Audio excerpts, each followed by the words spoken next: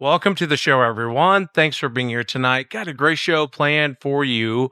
We'll be chatting with Tim tonight, and Tim has two encounters he's going to be sharing with us. His first encounter happened in Vermont over 40 years ago while hunting with his father. Very fascinating stuff tonight. And Tim really hasn't told very many people about his encounter. So it's a real honor to have him on. If you've had an encounter and you'd like to be on the show, shoot me an email. My email address is wes@sasquatchchronicles.com. And if you get a chance, check out sasquatchchronicles.com. You can become a member and get additional shows. I ended up with COVID. It's a lot like pneumonia, um, kind of like pneumonia, but the fever is ridiculous. I'm definitely on the mend. Thank you so much for sending me emails and messages and people checking up on me. Makes a bum like me feel special. So thank you guys. But I am back. I apologize for last week. I just physically couldn't get up and do the show. But I'm not out of the weeds yet, but I'm definitely feeling better. And so thank you so much for joining me tonight. Let's jump into it. I want to welcome Tim to the show. Tim, thanks for coming on. You're welcome. It's a pleasure to be here. Pleasure's mine, Tim. I know your first encounter happened in around 1979 out there in Vermont, and you were with your father. If you would you start from the very beginning and kind of tell us what you were doing and walk us into what happened? I was young, almost opening day of deer season. My father was a minister. He started a church there in Vermont. He was talking to some of the church members, and they were talking about deer hunting, as we all like to do and love to do. He had just mentioned that he didn't really have anywhere to go to hunt. And so one of the members of where the church was had said that, that they had quite a bit of acreage, and, we were more than welcome to come out and hunt. And as far as location wise, this happened between Clarendon and Tinmouth in Vermont. So in between that vicinity, they had quite a bit of acreage, and my dad told me that, one of the members had spoke up and said, hey, if you want to go hunting, we got more than enough of an area for you to go in. And so I was excited. I mean, my whole life, my father always took me out either deer hunting or fishing. I was very outdoorsy. This happened opening morning of deer rifle season. We got up pretty early in the morning, and it was overcast. All the leaves were down. There was no snow on the ground at all. We made our way out to the property. We left well before daylight, as most deer hunters do, to get out in the woods early. And we got to the property. Dad got out of the truck, opened the gate. It was like a barbed wire style gate. And you kind of push the fence post down into another wire at the lower part of the post, lean it back up, and another loop of wire was around the top where you could loop them together and close the gate. So we got to the property. Dad opened the gate. We drove in, and he closed it behind us. And he was, telling me things kind of like as most fathers would probably do with their younger sons with deer hunting and stuff, thinking, give you some tips as we go in. So we found an area on this 2-track road. When I say 2-track, some people don't know what it is, but it's basically where you see the 2 tracks of tire tracks that's down to the dirt, and in the middle is grass. So we drove in. We found an area where we could get the pickup off the road in case the landowner wanted to come back in there and hunt or whatever. We wouldn't be in the way. The property was kind of rugged, lots of ravines. My father's idea was once we got in there, we would get up where we could have an advantage on the ravine where we could overlook. And there was a lot of oaks in there, so acorns would be on the ground. And there was a lot of maples. And Vermont is noted for sugar maples, for maple syrup and stuff. But we got in there and we started going up and down ravines and stuff. And we seen one at the top of one ravine. We got up there and it was fairly steep going up. We got up there and there was a big, huge maple, sugar maple.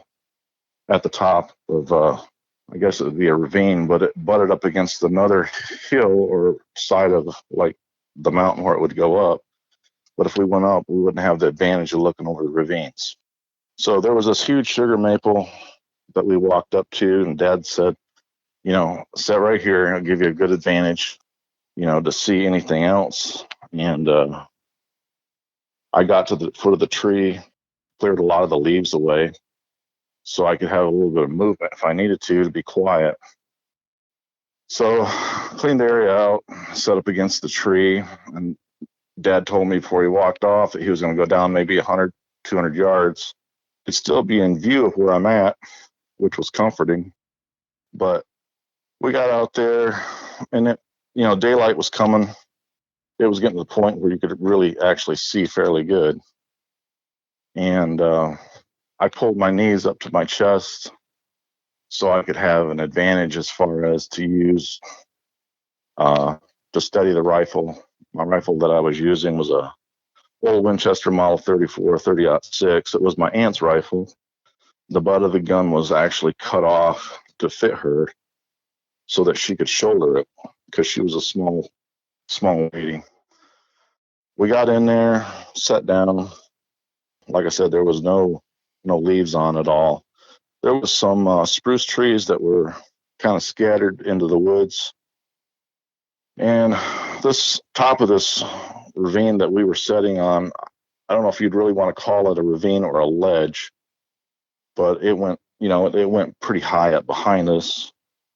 And we sat down. I watched my dad make his way down quite a ways to the point where I could still see him, but he was still quite a ways away.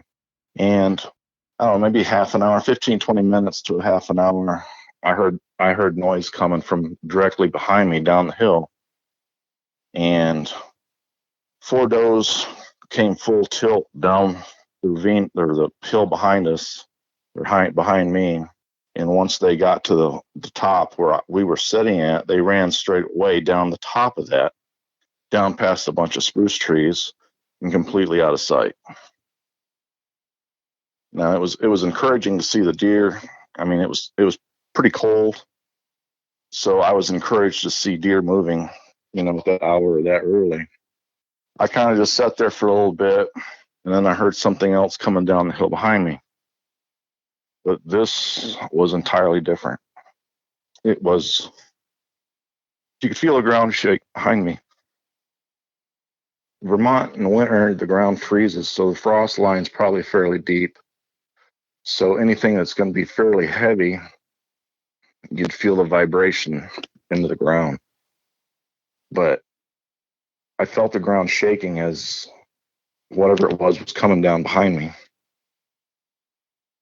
And being a deer hunter and told all your life, whatever you do, you don't move. You keep still, and you'll see more deer.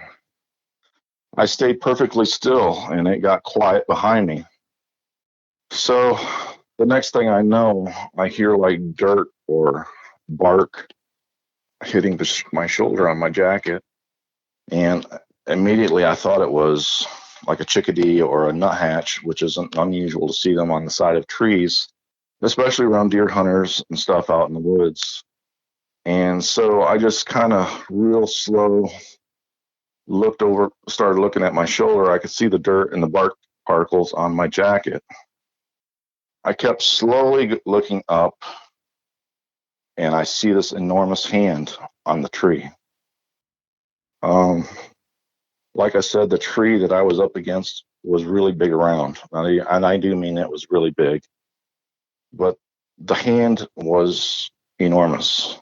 It was probably about 5 feet from the top where my head would be, and the fingers on it were probably, as far as I could tell you to compare it to size, would probably be like you'd see like the Eckrich Polish kielbasa or smoked sausage that you'd see rolled up, in the refrigerated area in the grocery store. The hand was huge. Things that I noticed with the hand was really dirty. There was hair on the back of the hand that hung off the top of the hand. It was just like everything went in slow motion. I was leaning up against the tree, watching the hand. I didn't ever take my eyes off the hand. The fingernails were dirty. They were not claws by no means, but they looked like human style fingernails, maybe a little on the long side, but very dirty. And I could see the steam from the breath of it pluming out from behind the tree. Um, in cold weather, you'd see your moisture from your mouth when you're breathing, but I could see it pluming out from behind the tree. And the one thing that I did notice with the moisture that I did see it coming out of it, it was not like a human because of the amount that was coming out. And the next thing I know, there's this extremely low growl. It's the only thing that way I could really describe it. If you ever watch it on TV, alligators or crocodiles when they're in the water, and I don't know if it's the males or the females during breeding season or whatever, they'll kind of have their backs out of the water and they will growl, so to speak, and the water will literally just dance off the water and off their backs. That's pretty much about the only thing way I can really describe it, but I could feel it inside my body. Yeah, I would agree. Absolutely. They do have that alligator, the real guttural, that type of sound, maybe times 1,000, but I get what you mean, man. How far away is this creature from you?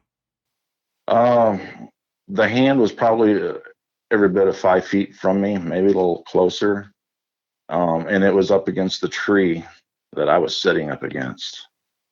It never seen me, but I think what was happening was I believe that it was after the deer that had ran through, but what's seconds seem like hours and or minutes or whatever at that point in time, but it took off down the same direction as what the does had took off in, and it ran through where the spruce trees were, where the does had ran, and it was out of sight. I could not believe how fast it ran in such a short distance. It was like I don't know how to really describe it other than it glided. It's hard to imagine something so big, something so enormous, and yet moved so fast with so much agility that it was just literally mind-boggling. After it went out of sight, my dad come over to me and asked me if I was all right, and I was, and I didn't know at the time, but I had peed myself.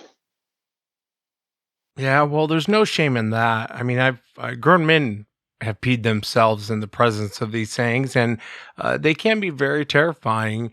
And I realize all of this is happening very quickly, but when it took off, did it take off running on two legs or was it on four?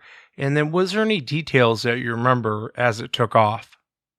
The hair color at the roots on the back of the hand was black, but as the length had come out, it was kind of almost a chestnut brown, maybe like a mahogany brown. Width wise, I could not believe how massive and broad the shoulders were. It had to be at least 3.5 to 4 feet wide at the shoulders. It didn't really have any kind of neck. The head was conical. The back of the legs, they were like tree trunks. I mean, it was huge. The back of the underneath where the feet was at when it took off, the way I would describe it was it looked almost like the bottom of a dog's foot. It was like a grayish white color, the bottom of the pads of the feet. You could see the hair as it took off. You could see the hair that was, I guess you could say, that kind of cradled the foot itself, but the foot was huge. Uh, it had to be at least 9 foot tall, Wes. Really, it was huge. We gathered our stuff and we left. We as cautiously as possible. We got to the truck. I started vomiting, and after I got in the truck, I just started shaking uncontrollably. Completely understandable. Anyone who tells you that they're not in fear when they run into these things, probably lying to you. Your dad wasn't right there with you, but he was nearby. When he showed up, did he tell you he saw it? He did see it. His biggest fear was that if he shot it and things did not go as well as it would have liked to, or he would have liked it to happen, um, I would have died. I asked my dad if he's seen the face of it. He told me it looked hideous. Um, the face on it, somewhat human like, had real large eyes, kind of flat faced, a broad nose, somewhat human like, but just really wide at the base. And it had an extremely large mouth.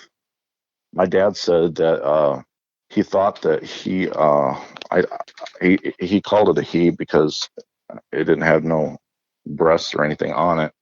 But my dad said he thought that maybe possibly that it stood there and was smelling the air. Now, obviously, we don't know nothing really a whole lot about a Sasquatch or a Bigfoot, but he also said that it stuck its tongue out several times, like it was tasting the air.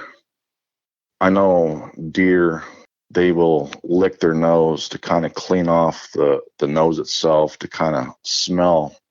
And deer have great senses in that aspect.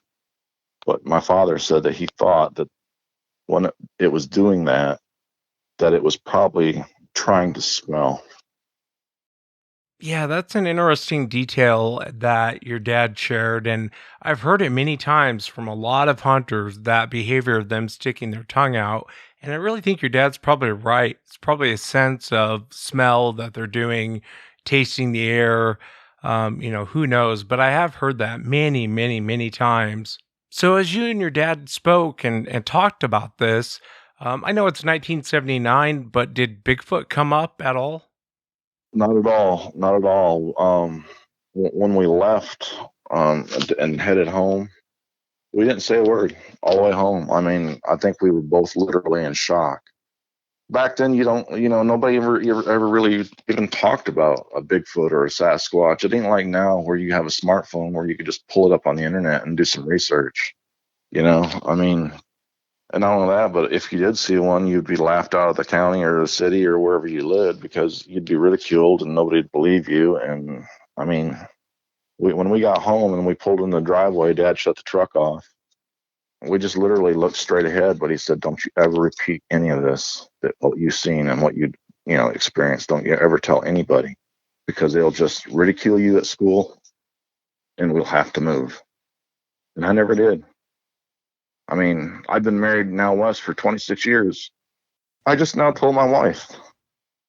I haven't told my kids.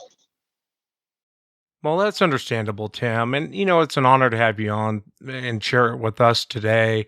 But your dad really wasn't wrong. I mean, 1979, and this is Vermont. I mean, people in Vermont are pretty tight-lipped. They're pretty private people, and so a lot of people don't talk about what goes on there. But I've had many encounters from Vermont. But again, your father wasn't wrong for that time. I think it's becoming more and more acceptable. Did you and your dad ever go back to that spot?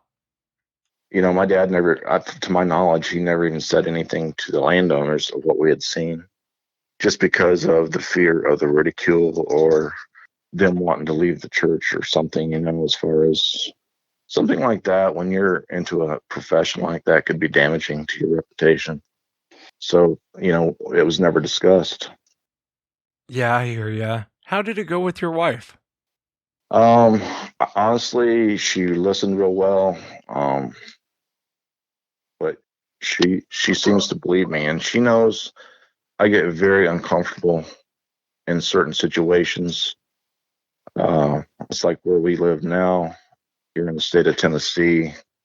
Periodically, we'll go picnicking somewhere, and she wanted to go off this one road alongside the river and just basically have a small picnic alongside the road. Well, one of the first things I noticed was it was just like reliving what I had experienced because of the There's some real high, tall mountains or ridges alongside of where the stream was at. It was very thick, and she knew I was extremely uncomfortable being there. So I was like, we hurried up and ate, and we left.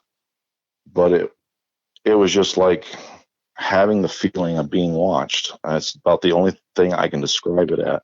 I was extremely uncomfortable. I can definitely relate. Never really goes away. And the shame of the whole thing is it really strips you of your love of the woods. It really does. It's literally robbed me. I did not step foot in the woods probably for at least 8 years after that time, at least that long. Periodically I go now, but I'm very close to a road or I'm very close to with where other people are at, just because I don't feel safe. I really don't. Yeah, I get it, man. I definitely get it. This really wasn't your only encounter. I know you guys moved to Michigan and there was an incident that happened there. If you would tell me about Michigan. Um, my brother, to I guess for geographic locations, we live in between Kalkaska, Michigan, and Moorestown. Moorestown is an extremely small town. The post office is located inside the hardware store, and it was kind of like a grocery store. And it also had a small little airstrip across the road from where it was located. But my brother had bought some acreage there, and he had built a house there. And my mom and dad and us, we lived in that house for a little while. I mean, it wasn't finished when we were living in it. And my brother worked downstate in the state of Michigan, and he would come up on the weekends and work on it. But it wasn't like every weekend that he would come up. It was just whenever he was able to come up, he would come up.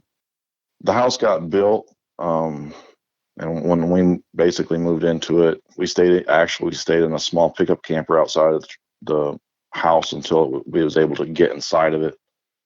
And all the bedrooms that were there were located upstairs. It was kind of a barn-shaped house, fairly good size. Each bedroom upstairs had its own window. We know my father. I mean, in the state of Michigan, you basically have two seasons. You have winter and summer, and summer's very short. It was always cold, it seemed like, but we slept with the windows open. And periodically, my father would hear wood knocks, whoops, even a few howls once in a while. And when my mom was not around, he would tell me about it. So, I mean, my father and I were really close. So one evening, it was probably about 2, 3 o'clock in the morning. He heard knocks, and he heard noise outside the house. How close it was to the house, I don't know, but my father went downstairs to look out because the side of the barn roof would be facing the side of where the field was located at.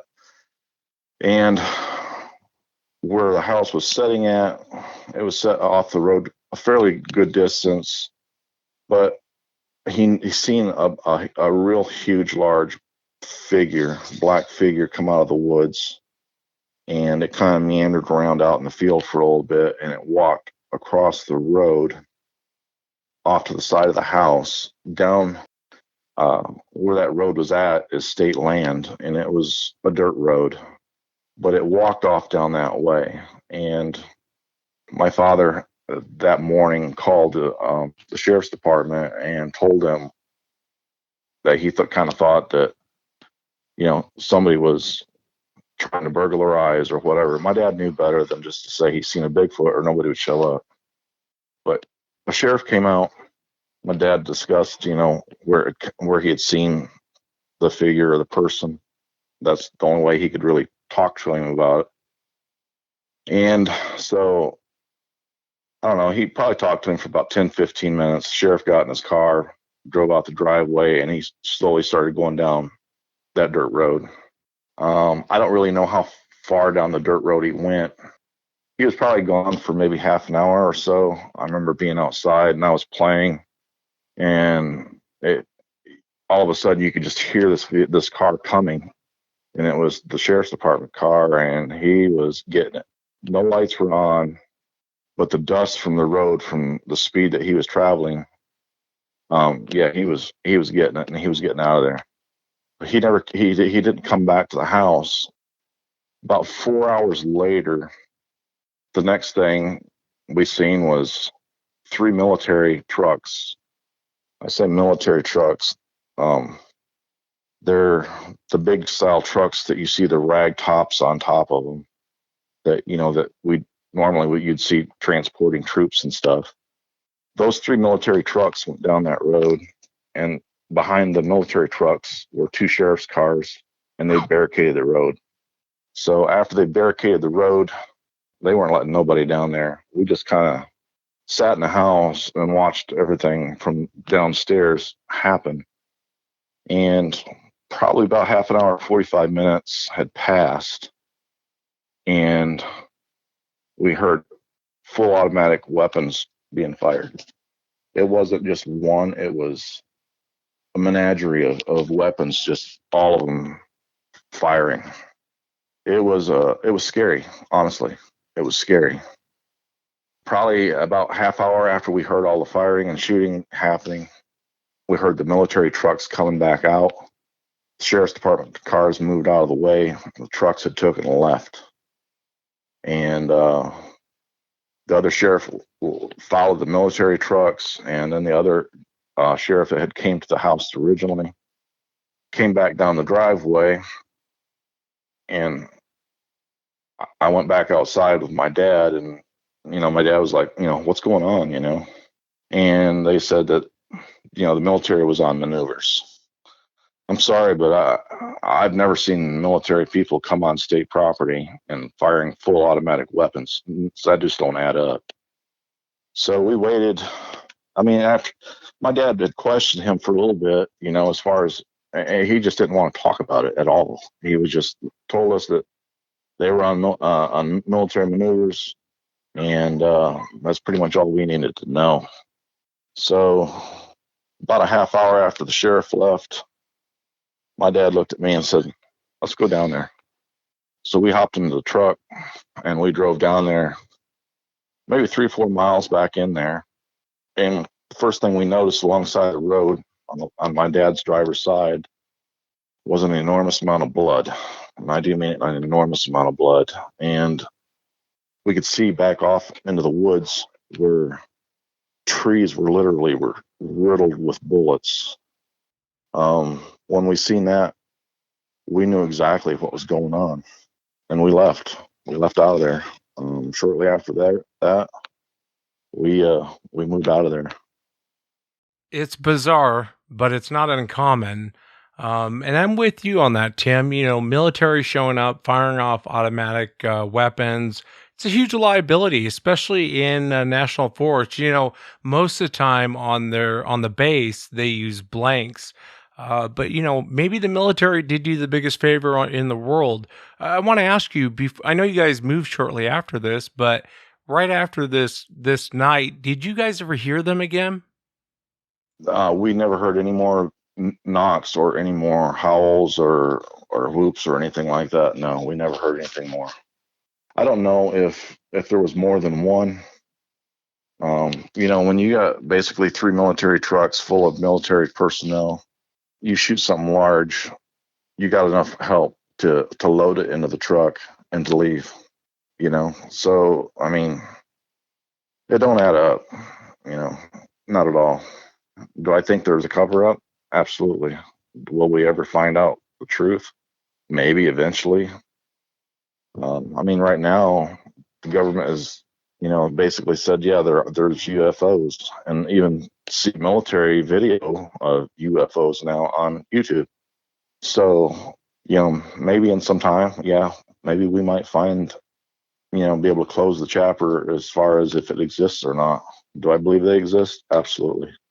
Do I believe it's flesh and blood? Yep, sure do. Yeah, I hear ya. And it's cool that you were able to experience this with your father. When the second incident happened, did you guys have the conversation like, "Oh, that's what we saw in Vermont"? Yeah, when we were leaving out of there, it was just like simultaneously, we knew exactly what it was. We looked at each other and said, "We know exactly what just happened here." Did you and your father ever discuss what these creatures are, or did that ever come up? Um, my dad really never really talked about it. My own opinion, as far as what they are, I believe they are a ancient tribe of people that has always lived here. They just never got civilized like we have. As far as I, I totally believe that they're extremely smart in aspects that are different from us. Sure, they have all this hair on and stuff, and they have huge eyes, which I think is an advantage for them as far as being able to see real good at nighttime. Our eyes are not that big, so we have problems seeing in the dark when it gets to a certain point. It's almost like a scope on a rifle. The bigger the end of the banner of the scope is, the more light it gathers, the better you can see for a longer period of time. The smaller it is, the harder it is to see when it starts getting dusk. Same aspect. I can't understand, or I don't really understand the as far as as far as you hear, the glowing eyes, being yellow or red. That I don't know. I can honestly say I never experienced that part of it. Um, Kind of glad I haven't, honestly. Yeah, and can I ask you really quick, Tim? It's not that I disagree with what you think Sasquatch is, as far as being an archaic human, somewhere on the branch of life there. But what makes you think that they're human? What makes you hold that opinion? Just the human like features. I mean, the feet alone on it, they're like our feet in a lot of aspects. They're not like a gorilla, a foot itself. It's different, or like a monkey's hands, or their feet. Their feet has basically like the big toe is moved down like a thumb, so they can wrap around branches and stuff. This foot wasn't like that. Size wise, the one I seen run away from me, I'd have to say it's probably close to 8 to 900 pounds, all muscle. You could see the skin through the hair. And it's surprising because you think of Vermont and all the snow and the frigid weather that they get, even in the state of Michigan, the cold air. I mean, it's not unusual to see it well below zero. They survive in it. It's an amazing capability that we can't do. I mean, we would freeze to death. Yeah, I hear you. And I know that you and I have talked about it before, Tim, and even their language, they seem to have some weird language and so I get completely where you're coming from. Before we go on to the other things I want to discuss, let me ask you, Tim, and this is just your opinion, but why do you think the government's covering it up? Quite honestly, if you think about it, history would have to be completely rewritten. Honestly, I mean, everything that you've been taught in school is all would be completely different. They would have to literally rewrite history. I mean, obviously, we were not the first people here to come to the United States or America, just due to the fact that the Pilgrims came here. The Native American Indians lived here, and they still to this day will tell you that they are real. They are out there. I mean, they still have petroglyphs on inside caves and everything else that they're there. They are there. And I think it would surprise a lot of people just how close that they can get to civilization without being seen. They're literally like wearing a ghillie suit. You put a person in a ghillie suit out in the woods, they're hard to see. And in the wintertime, you put a white ghillie suit on somebody, they're almost near impossible to see. I mean, unless they move, and you ain't going to see them. And I think a lot of times when people are looking for them, I think they're looking too low. I think they need to start moving their eyesights up higher than what they are normally, because these they're not short by no means. And honestly, their legs, if you see them in a standstill, their legs look like tree trunks. They're big. Yeah, they're huge. They're definitely huge. And, Tim, you and we were talking the other day, and I know there's two paranormal encounters that happened to you. Did the first one happen to you in Michigan? My paranormal encounters happened in Vermont, where we were living at. The same, it would be the winter after having the encounter that my first encounter that I had as a kid. We had gotten home from church. It was wintertime, snow was on, and we were living in a house right next to at that point in time, it was a Datsun car dealership that we lived next to. The parking lot was always lit up quite well, as most, car lots are. And we had gotten home from church, and I went into the living room. My mom had went and left and went into the bathroom, and my dad went into the kitchen. I think actually his thought was to go in there to basically find something to eat. But when he got into the kitchen and I was in the living room, he hollered at me to come into the kitchen. I could tell by his voice something wasn't right, something was wrong. So he heard me coming and he told me come into the kitchen extremely slow. So I came into the kitchen extremely slow. The lights were off into the kitchen itself, but you could still we had the lights from the parking lot from where the car dealership was, that shined through one of the windows into the kitchen. And my dad said, "Look into the window right there." He said, "You see that face?" And I could see a face in the window. Now the face in the window, it was translucent, but it would be like if somebody was, um, it'd be like a reflection on the glass itself, of somebody looking out the window.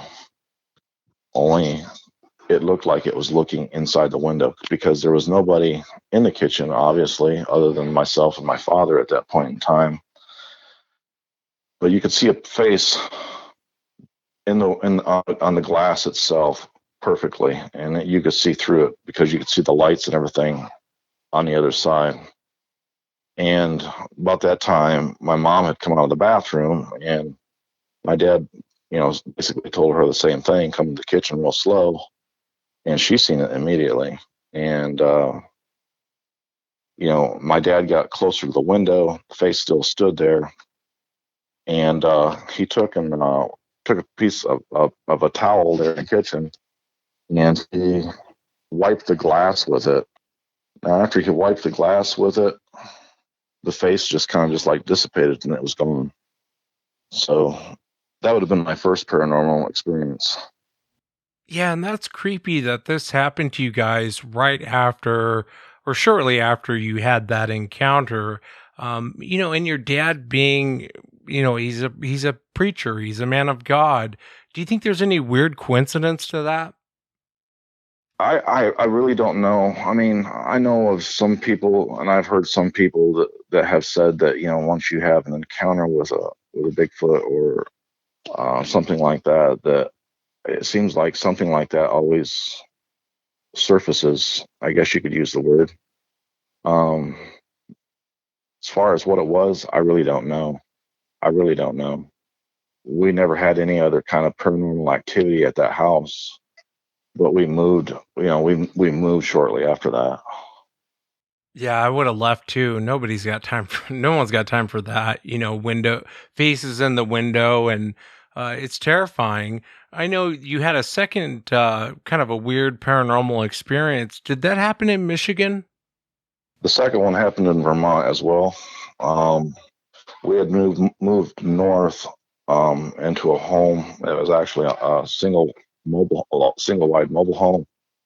This would have happened between, as far as to give reference, it would have been north of Westburg, Vermont, and Sutton, Vermont. We lived in a single wide mobile home that was close on Highway 5A, and the place was literally set on a big pond that sat next to the road.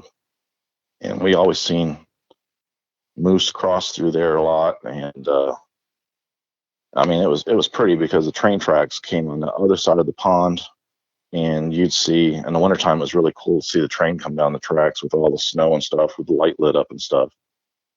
What happened was I had two paranormal experiences there at that place. The first one happened. I woke up.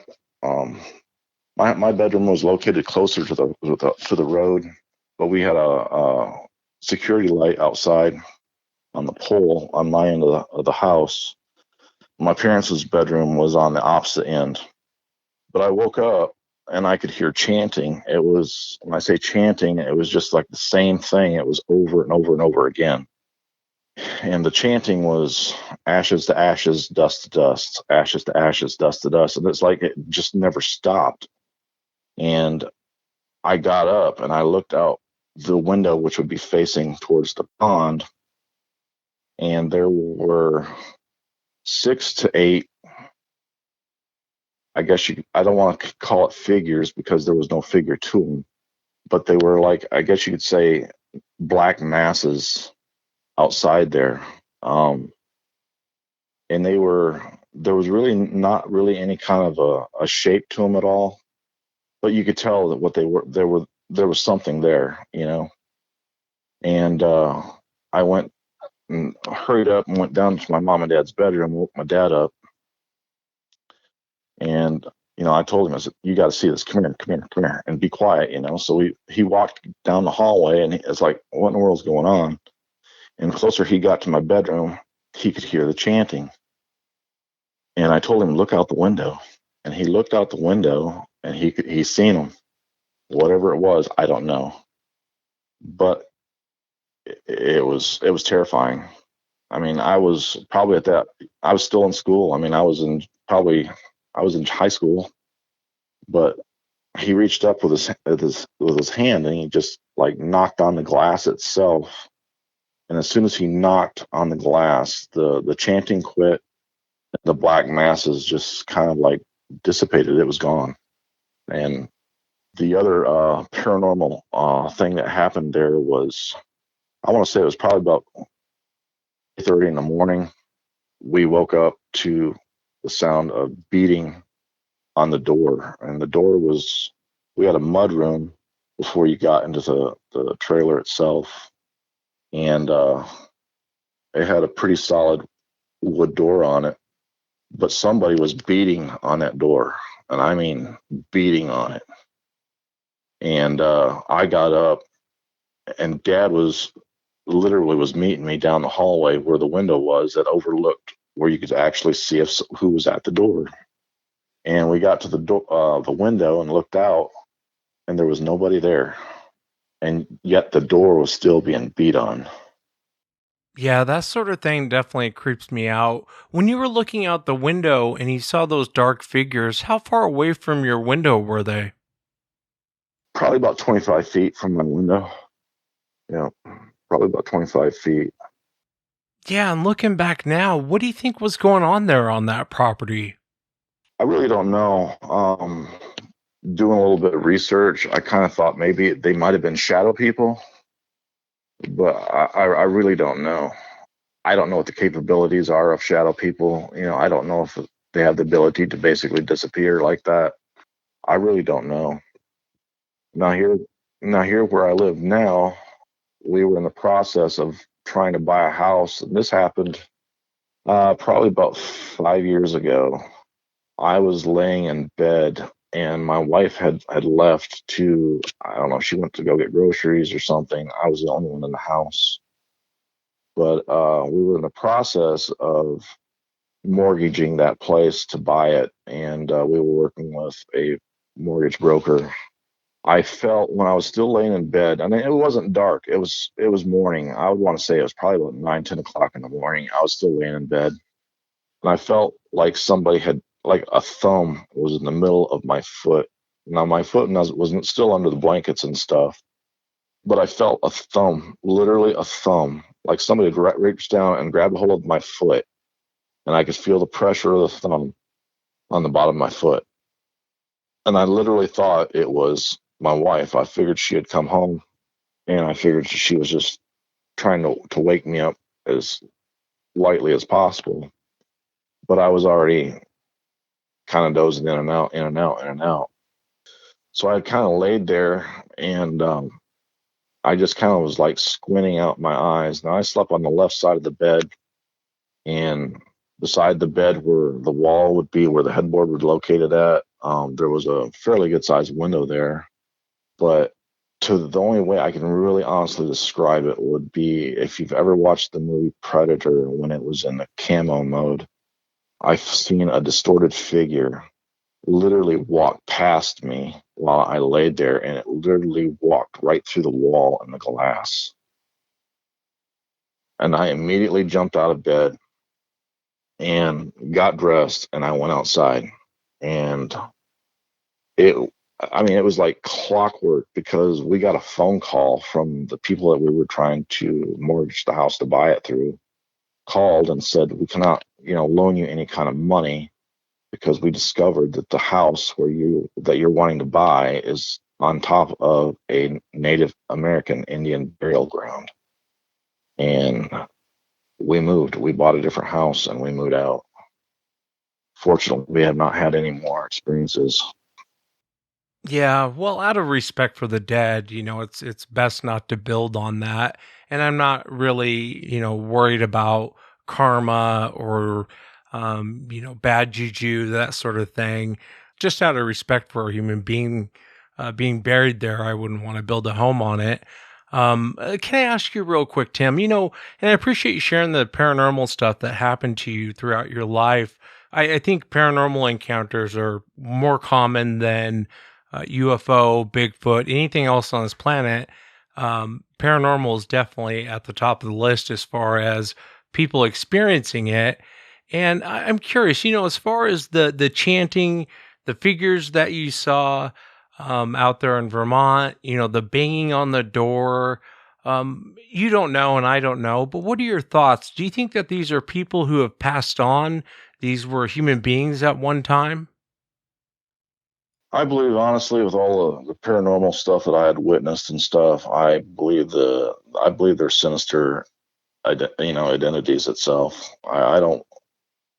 I mean, if you think about it, it's really an unknown subject. I mean, now in this day and age, we discuss more paranormal stuff and more Bigfoot stuff than it ever has. And I really don't know. I mean, in the state of Michigan, Dogman is a huge thing that is talked about. Like I said when we had our conversation, around Halloween time, there's literally a song about Dogman. You can YouTube it. If you put in a song about Dogman, it'll come up, and it's kind of a freaky song because it talks about actual events that has happened throughout the state of Michigan with the Dogman. And I honestly believe the Dogman is a sinister identity too. I believe it's very evil, and I feel very fortunate not to have an experience with one. Yeah, I agree with you. I think the dog man is absolutely some weird entity, and I've heard of people shooting at it, and it seems to be bulletproof, which really makes no sense. But even something spiritual can be physical. You had something banging on your door, and there was nothing there.